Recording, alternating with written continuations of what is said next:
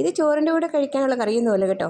ഇത് ബിരിയാണിക്ക് വേണ്ടി ഞാൻ തയ്യാറാക്കുന്നതാണ്. അതിനായി ഞാൻ ചിക്കൻ എടുത്തു. അതിലേക്ക് സവാള വറുത്ത് ചേർത്തു, മല്ലിയില, പുതിനയില, പച്ചമുളക്, വെളുത്തുള്ളിയുടെ ഇഞ്ചിയുടെ പേസ്റ്റ് ചേർത്തു, കസ്തൂരി മേത്തി ചേർത്തു.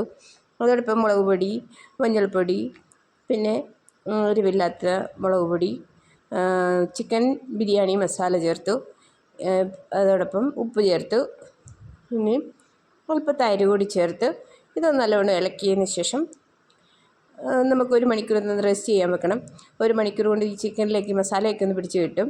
കറക്റ്റ് 1 മണിക്കൂറൊക്കെ വെക്കുന്നത് നല്ലതാണ്. അതിൽ കൂടുതൽ വെച്ചാൽ അത്രയും നല്ലത്. ആ സമയം കൊണ്ട് ചോറൊക്കെ വേവിച്ചെടുക്കാം. ഇത് ഞാനിവിടെ ഇതെല്ലാം ഇവിടെ ഒന്ന് മിക്സ് ചെയ്ത് വെക്കുന്നുണ്ട്. 1 മണിക്കൂർ അടച്ച് വെക്കും. അതിനുശേഷം ഇത് നമുക്ക് വേവിച്ചെടുക്കണം, കറി വെച്ചെടുക്കണം.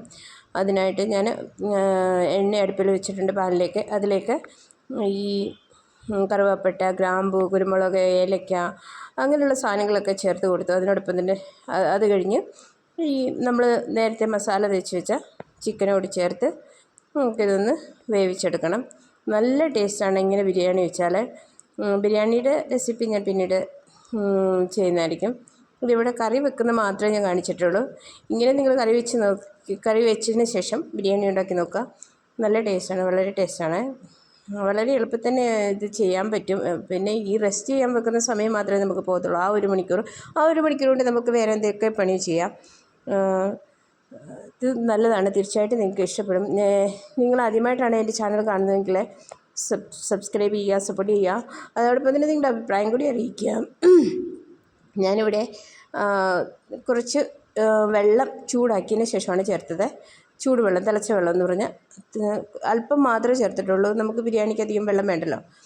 ഇത് പിന്നെ ഞാൻ ഇതിൻ്റെ ലാസ്റ്റിൽ ഇതിൻ്റെ ചാറ് ഇച്ചിരി എടുത്ത് വെക്കാം, കാരണം ചോറിൻ്റെ കൂടെ ബിരിയാണിയുടെ കൂടെ കഴിക്കാനായിട്ട്. അങ്ങനെയൊക്കെയാണ് ഞാൻ ചെയ്യുന്നത്. ഇത് കേരള സ്റ്റൈലൊന്നുമല്ല, മഹാരാഷ്ട്രക്കാർ ചെയ്യുന്നത് ഞാൻ കണ്ടിട്ടുണ്ട്. ആ ഒരു രീതിയിലാണ് ഇത് ചെയ്തിരിക്കുന്നത്. ഞാൻ അടച്ച് വെച്ച് വേവിച്ചെടുക്കുന്നുണ്ട്.